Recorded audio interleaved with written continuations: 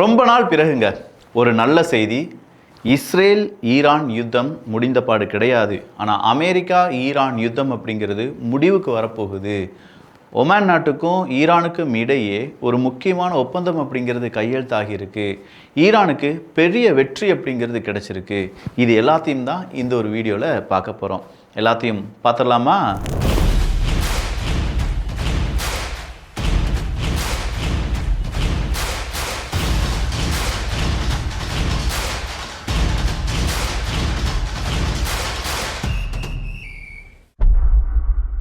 First one, Israel Lebanon யுத்தம் முடிஞ்சிருச்சா இல்லையா? ஏன்னா இஸ்ரேல் லெபனன் யுத்தம் முடிஞ்சாதான் இஸ்ரேல் ஈரான் யுத்தம் முடியும் அப்படிங்கிறது ஈரானுடைய நிலைப்பாடு. நேற்று இஸ்ரேல் லெபனனுக்கு எதிராக ஒரு அட்டாக் அப்படிங்கிறத நடத்தியிருக்காங்க.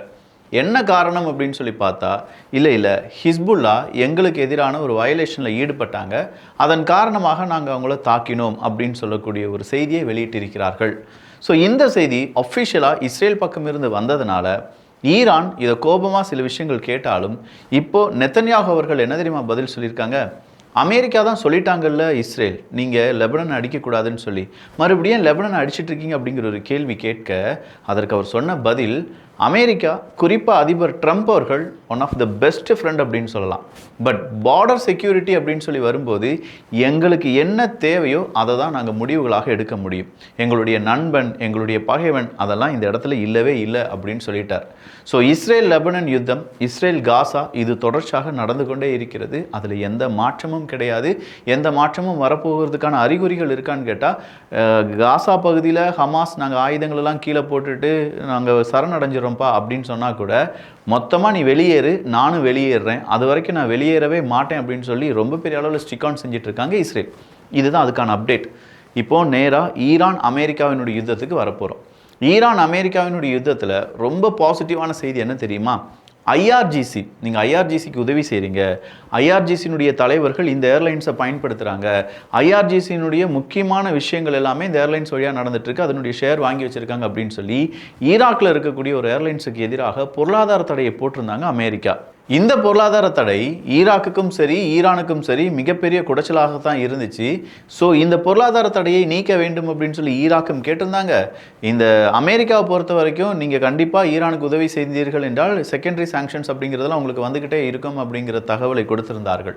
இன்னைக்கு திடீர்னு பார்த்தா அமெரிக்கா இல்லை அந்த பொருளாதார தடையை நாங்கள் நீக்குகிறோம் அப்படின்னு சொல்லக்கூடிய ஒரு சூப்பரான செய்தியை வெளியிட்டிருக்கிறார்கள்.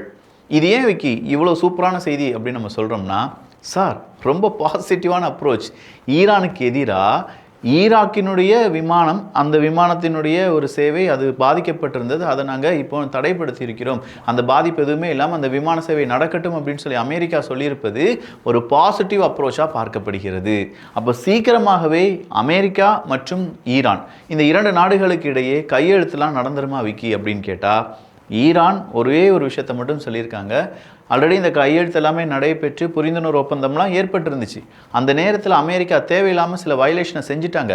இனி அந்த வயலேஷன் நடைபெறாமல் இருந்தது என்றால் இந்த கையெழுத்து இல்லாட்டி இதுக்கான அமைதி அப்படிங்கிறது வர்றதுக்கான வாய்ப்புகள் இருக்குது அப்படின்னு சொல்லியிருக்காங்க. ஸோ இந்த இடத்துல அமெரிக்கா கொஞ்சம் இறங்கி வந்து கொஞ்சமாக பொருளாதார தடையை நீக்கி இருக்கிறார்கள் அப்படின்னு சொல்லும்போதே கொஞ்சம் ரிலாக்ஸாக இருக்குல்ல. இந்த ரிலாக்ஸ் அப்படியே இன்னொரு பக்கமும் வர வேண்டும். அதுதான் ஒமான் நாட்டுக்கும் நம்ம ஈரானுக்கும் இடையே ஏற்பட்டிருக்கக்கூடிய ஒப்பந்தம். ஒமான் ஈரான் என்னடா சம்பந்தம், என்ன அவங்களுக்குள்ள ரிலேஷன்ஷிப் அப்படின்னு கேட்டிங்கன்னா, இவங்க இரண்டு பேரும் சேர்ந்து தாங்க ஸ்ட்ரைட் ஆஃப் ஹார்மஸை கண்ட்ரோல் பண்ணி வச்சுட்டு இருந்தாங்க. ஸோ ஸ்ட்ரைட் ஆஃப் ஹார்மஸை யார் ரொம்ப பெரிய அளவில் கண்ட்ரோல் பண்ண போகிறாங்க, யாருடைய கட்டுப்பாட்டில் இருக்க வேண்டும்? இது நீண்ட நெடிய நாட்களாக இருக்கக்கூடிய கேள்வி. அமெரிக்கா என்ன சொல்லிட்டாங்க? நாங்கள் தான் கண்ட்ரோலில் வச்சுருக்கோம் பாரு, நாங்கள் நேவி ப்ளோக்கேட் பண்ணியிருக்கோம், 48 கப்பல் இதுவரையிலும் போ அப்படின்னு சொல்லி விரட்டி விட்டுருக்கோம் இப்படின்னு சொல்லி அமெரிக்கா ஒரு பக்கம் சொன்னாலும் அதெல்லாம் கிடையாது. ஸ்ட்ரைட் ஆஃப் ஹார்மஸ் அப்படின்னு சொன்னாலே அது ஈரானுக்கு சொந்தம் தான்ப்பா, ஈரான் தான் அதை முழுசாக கண்ட்ரோல் பண்ணிகிட்ருக்கோம் அப்படின்னு சொல்லி ஈரான் சொன்னாங்க. ஒமான் நாடு என்ன சொல்லுவோம் அப்படின்னு கேட்டிங்கன்னா, கொஞ்சோண்டு போர்ஷன்ஸ் வந்து எங்கள் நாட்டுக்குள்ளே தான் வந்துட்டுருக்கு, அதனால் அது எங்களுக்கும் இந்த கண்ட்ரோலில் பொசிஷன் இருக்குது, அதாவது நாங்களும் இதுக்கு சாதகமான நபர்கள் தான் அப்படின்னு சொல்லி அவங்களும் சொல்லுவாங்க.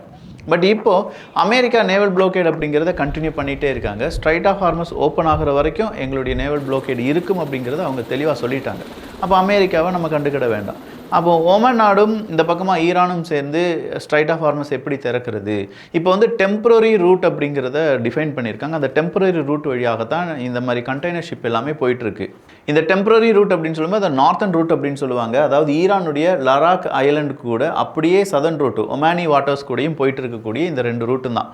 ஸோ லடாக் ஐலண்டு மற்றும் ஒமானியுடைய வாட்டர்ஸ் இது வழியாக போகக்கூடிய இந்த ரூட் கம்ப்ளீட்டாக க்ளோஸ் செய்யப்படும். என்னடா விக்கி நல்ல செய்தி சொல்கிறேன்னு சொன்னால் இப்போ கம்ப்ளீட்டாக க்ளோஸ் பண்ணப்படும் அப்படின்னு சொல்கிற, ஏதாவது ட்விஸ்ட் வச்சுருக்கியான்னு கேட்டால், சார் ஒரு கதவு அடைச்சா ஒரு கதவு திறக்கும்னு சொல்லுவாங்கல்ல, அந்த மாதிரி இந்த டெம்பரரி ரூட்டெல்லாம் நம்ம க்ளோஸ் பண்ணிவிட்டு புது ரூட் அப்படிங்கிறத டிஃபைன் பண்ணியிருக்காங்க. இந்த புது ரூட்டில் என்னென்னா ஒரு 80% ரூட் அப்படிங்கிறது ஈரானுடைய பார்டருக்குள்ளே போய் அப்படியே வர்ற மாதிரி இருக்குது. அதாவது ஒமான் நாட்டினுடைய வாட்டர்ஸ் இருந்துச்சுன்னு சொன்னோம் பார்த்தீங்களா, அதை விட கூடுதலாக ஈரான் நாட்டினுடைய எல்லை இல்லாட்டி ஈரான் கண்ட்ரோல் பண்ணுற பகுதியில் இந்த புது ரூட் அப்படிங்கிறத டிஃபைன் பண்ணியிருக்காங்க. இந்த புது ரூட்டுக்கு ஒமான் நாடும் அக்ரி பண்ணிட்டாங்க. ஓகே, இந்த ரூட் வழியாவா, அப்போ உனக்கு கப்பல் வர்றது போகிறது, அவங்களுக்கு தேவை, யாரை நிப்பாட்டணும், யாரை அலோவ் பண்ணணும், இதெல்லாம் உனக்கு தெரியும்ல, அப்போ எனக்கு ஒன்றும் பிரச்சனை கிடையாதப்பா, இது நாம் சம்மதிக்கிறோம் அப்படின்னு சொல்லி 2 நாடுகளும் சம்மதிச்சிருக்காங்க. இப்படி சம்மதித்ததால் நமக்கு என்னடா விக்கி லாபம் அப்படின்னு கேட்டால், சார் ஈஸியாக கப்பல் போக்குவரத்து அப்படிங்கிறது நடக்கும்.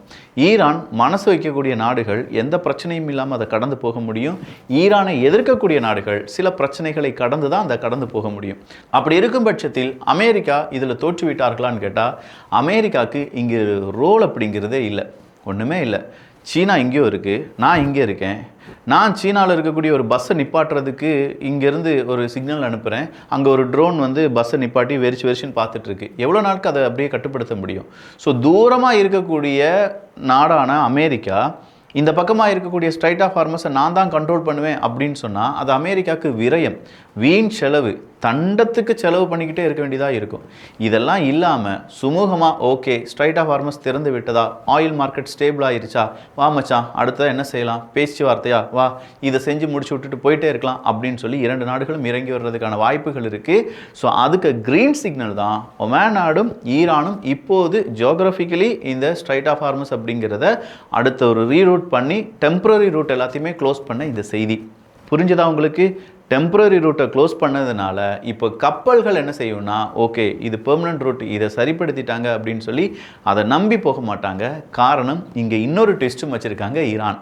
ட்விஸ்ட் மேலே ட்விஸ்ட்டாக இருக்கேடா.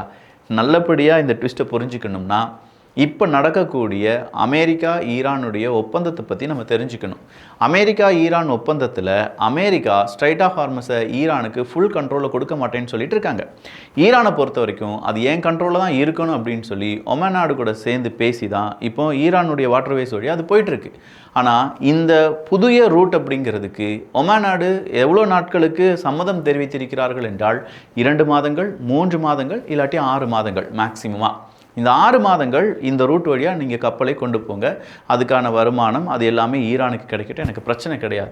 ஒருவேளை 6 மாதங்களுக்கு பிறகும் இந்த ரூட்டு தான் தேவைப்பட்டது என்றால் அதில் எங்களுடைய லாபம் அப்படிங்கிறது எங்களுக்கு வேணும்ல, நாங்களும் அதில் இருக்கோம் அப்படிங்கிறத காண்பிக்க வேண்டும்ல, எங்களுடைய கெத்து இறங்கிடும்ல அப்படின்னு சொல்லி இதுக்கு ஒரு கண்டிஷனையும் அப்ளை பண்ணியிருக்காங்க ஒமான் நாடு. ஸோ அமெரிக்காவுக்கும் ஈரானுக்கும் சுமூகமான பேச்சுவார்த்தை நடந்தது என்றால் அது ஒமான் நாட்டுக்கும் சந்தோஷம் தான். அப்படி இருக்கும்போது இந்த ரூட்டை இவங்க பெர்மனண்டாக மாற்றுறதுக்கான வாய்ப்பு இருக்கு.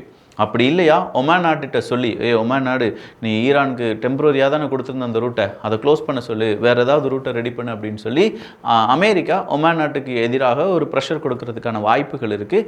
இது நடைபெறுவதற்கு ஒரு 20% கூட சான்ஸ் இல்லை. ஆனாலுமே அது ஆப்ஷனாக நான் உங்கள்கிட்ட சொல்லிட்டேன். ஸோ இப்போ இன்டர்நேஷ்னல் லெவலில் இருக்கக்கூடிய மீடியாக்கள் ஒரே ஒரு ஹெட்லைனை மறுபடியும் ஃப்ளாஷ் பண்ணிட்டு இருக்காங்க. Iran's control over Hormuz is its biggest achievement of war. இந்த யுத்தத்தினுடைய ஈரானுடைய பிக்கஸ்ட் அச்சீவ்மெண்ட் என்ன அப்படின்னா ஹார்மஸை அவங்களுடைய கண்ட்ரோலுக்கு ஈரான் எடுத்துக்கொண்டது தான் அப்படின்னு சொல்கிறாங்க. ஸோ ஹார்மஸ் இப்போ அவங்களுடைய கண்ட்ரோலுக்கு வந்துருச்சு அப்படிங்கிறதும் அது ஈரானுடைய வெற்றி அப்படிங்கிறதையும் அமெரிக்கா அக்செப்ட் பண்ணணும். அமெரிக்கா இதை அக்செப்ட் பண்ணாமல் நானும் ஹார்மஸினுடைய ஒரு ஆள் தான்ப்பா, நான் நினச்சாதான் அது வெற்றி தோல்வி அப்படின்னு சொல்லி மறுபடியும் ஏதாவது 7 இழுத்தாங்கன்னு வச்சுக்கோங்களேன், கிழிஞ்சிச்சு கிருஷ்ணகிரி. வேறு வழியே கிடையாது. மறுபடியும் எட்ராராமா போடாராமா அப்படின்னு சொல்லிட்டு இந்த குரங்கை வச்சு ஒரு விளையாட்டு விளையாடுவாங்க பாருங்கள், அந்த மாதிரி அமெரிக்கா நம்மளெல்லாம் வச்சு ஒரு விளையாட்டு விளையாண்டி அவர் பாட்டுக்கு செல்வந்தராக மாறிக்கிட்டே இருக்காருங்க. ஸ்டாக்கு உடனே யுத்தத்தை நடத்து, சார் ஸ்டாக் கொஞ்சமாக மேலே போகுது, யுத்தத்தை நிப்பாட்டு சார், கீழே வருது, நடந்து அப்படின்னு சொல்லிட்டு அவர் பாட்டுக்கு கையசைக்க அவங்க காசு கொட்டோன்னு கொட்ட இப்படி ஒரு அதிபராய அமெரிக்காக்கு அப்படின்னு சொல்லி பலரும் அதை விமர்சனம் செய்து கொண்டிருக்கிறார்கள். சரி, அப்போ ஏமன் நாடு என்னப்பாச்சு, ஹூத்தி சவுதி அரேபியாவினுடைய பிரச்சனை அப்படிங்கிறது ஸ்டில் கோயிங் ஆன், அவ்வளோதான். அதுக்கு வந்து என் கார்டெலாம் போடலை. இன்றைக்கி கூட ஏமன் நாட்டுக்குள்ளே திடீர்னு பார்த்தா ஒரு எக்ஸ்ப்ளோஷன் சவுண்ட் அப்படிங்கிறது கேட்டுச்சு. யூகே அதை பற்றியான இன்வெஸ்டிகேஷனை ஸ்டார்ட் பண்ணியிருக்கோம் அப்படிங்கிற ஒரு தகவலை கொடுத்துருக்காங்க. யூகே அப்படின்னு சொல்லும்போது தான் இன்றைக்கி அமெரிக்கா யூகேனுடைய முக்கியமான நபர்கள் எல்லாருமே ஒன்றிணைந்து ஒரு பேச்சுவார்த்தையில் ஈடுபட்டிருக்காங்க.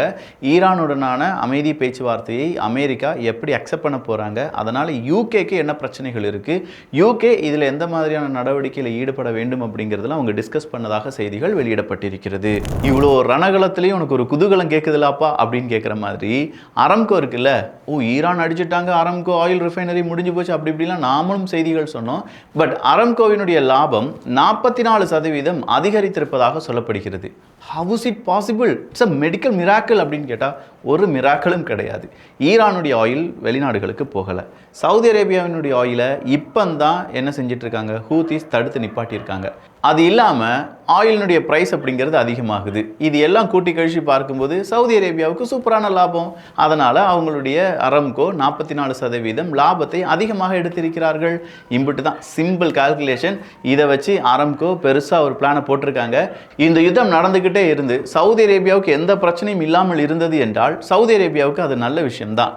அங்கே தான் ஈரான் ஒரு ஆப் அடித்தாங்க. உடனே கால் பண்ணாங்க ஹூத்தீஸுக்கு, ஐயா ஹூத்தீஸ், சவுதி அரேபியா மட்டும் சிரிச்சுக்கிட்டு இருக்காண்டா, நாங்களாம் அழுதுகிட்டு இருக்கோண்டா, ஏதாவது செய்டான்னு சொன்ன உடனே தான் பாபல் மந்தீப் அப்படி ஒரு ஸ்ட்ரைட் இருக்குது, அந்த ஸ்ட்ரைட் வழியாக இனிமேல் சவுதி அரேபியாவினுடைய கப்பல் கடக்க முடியாதுன்னு சொல்லி அங்கே ஒரு ட்விஸ்ட்டை வச்சு அங்கே ஒரு பெரிய தடையை நிப்பாட்டினார்கள் ஹூத்தீஸ். இப்போ புரியுதா? கொஞ்சம் கொஞ்சமாக கனெக்ட் பண்ண முடியுது அவங்களால. கண்டிப்பாக இதே மாதிரி ரொம்ப இலகுவாக உலக அரசியலை தெரிந்து கொள்வதற்கு வியூகம், தமிழ் வியூகம் அப்படிங்கிற நம்ம சேனலை சப்ஸ்கிரைப் பண்ணிக்கோங்க. நல்லதை பகிர்ந்து ஷேர் பண்ணி நல்ல சமுதாயத்தை உருவாக்குவோம். நன்றி, வணக்கம்.